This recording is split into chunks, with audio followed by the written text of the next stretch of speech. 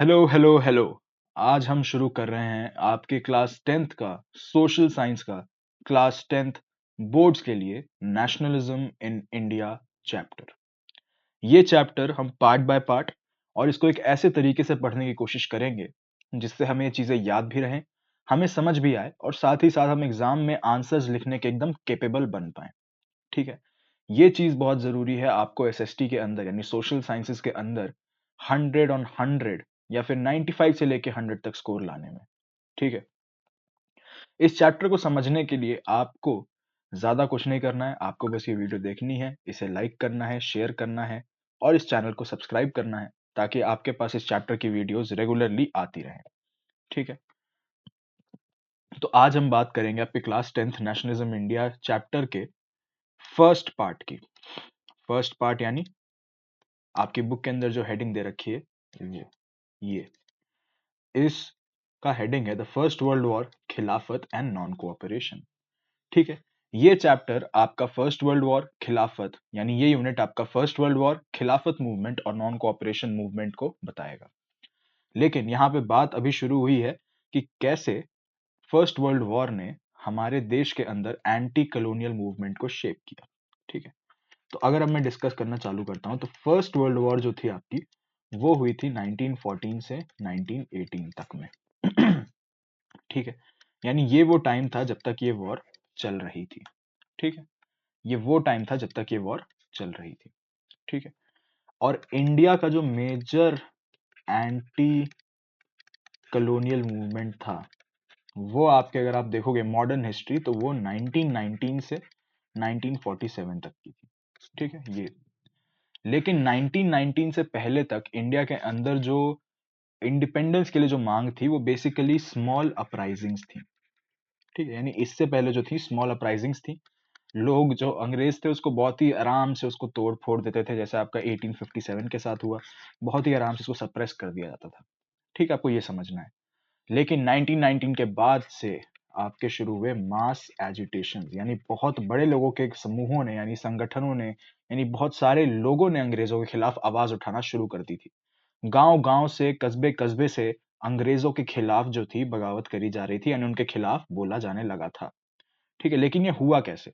तो इसकी जो मेन जड़ है वो है आपकी फर्स्ट वर्ल्ड वॉर। अब फर्स्ट वर्ल्ड वॉर अगर हम इसको देखें थोड़ा सा समझते हैं ताकि हमें ये समझ अच्छे से आए।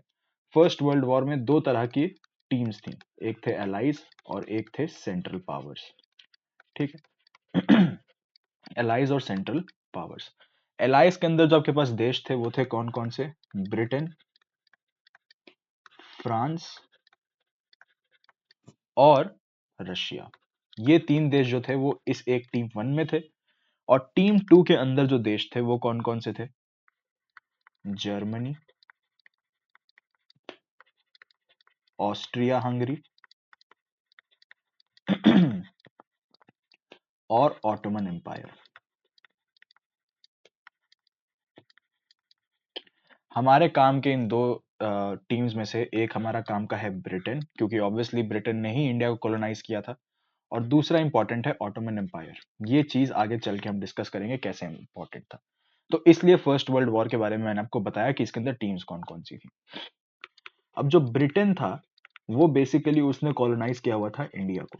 ठीक है, इंडिया जो था इट वाज कॉलोनाइज्ड और कॉलोनाइजर कौन था? ब्रिटेन था। ब्रिटेन ने तो वैसे दुनिया में बहुत सारी जगहों पे कब्जा कर रखा था, बट एक चीज जो कॉलोनाइजर और कॉलोनाइज के बीच में जो एक मैं बोलता हूँ कि कॉमन पॉइंट है वो ये है कि जो कॉलोनाइजर है वो अपने हर जरूरत का सामान कॉलोनाइज्ड नेशन से लेके आता था। ठीक है, यानी अगर ब्रिटेन को पैसे की दिक्कत हुई तो वो इंडिया को लूटता था। अगर ब्रिटेन को खाने की दिक्कत हुई तो वो इंडिया को लूटता था। अगर ब्रिटेन को लोगों की दिक्कत हुई कि मान लो मैन पावर नहीं है तो भी इंडिया को लूटता था। ठीक है, ये चीज बहुत कॉमन है एक कॉलोनियल पावर के अंदर। ब्रिटेन यहाँ पे क्या था?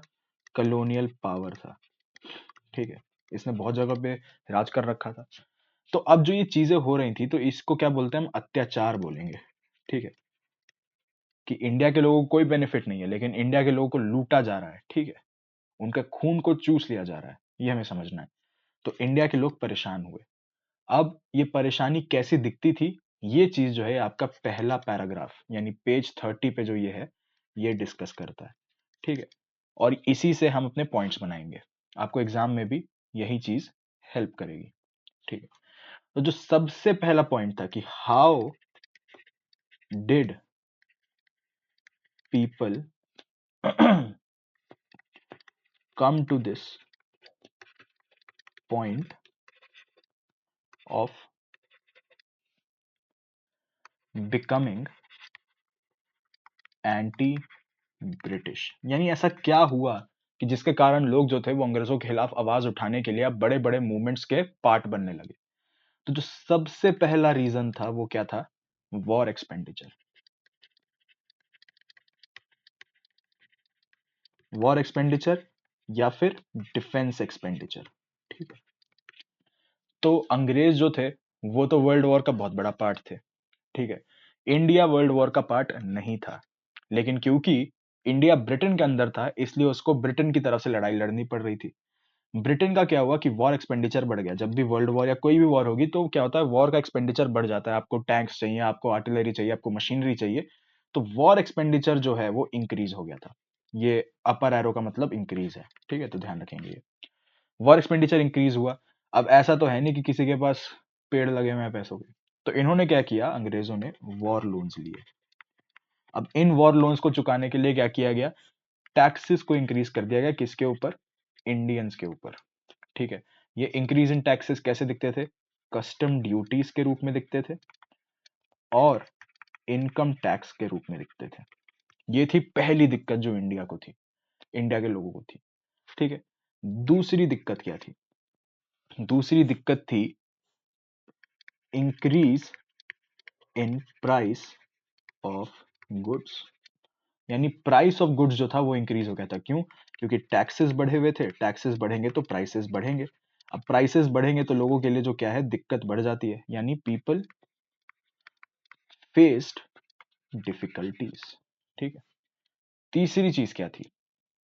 तीसरी चीज थी आपका forced recruitment. Forced recruitment. Forced recruitment मतलब क्या, कि ब्रिटिशर्स को आर्मी के लिए सोल्जर्स चाहिए थे। ठीक है, उनके पास इतने लोग तो है नहीं, तो उन्होंने क्या किया, इंडिया की पॉपुलेशन यानी इंडिया के विलेजेस से लोगों को उठाना शुरू किया। People were called upon two join the army, join the army via forced recruitment.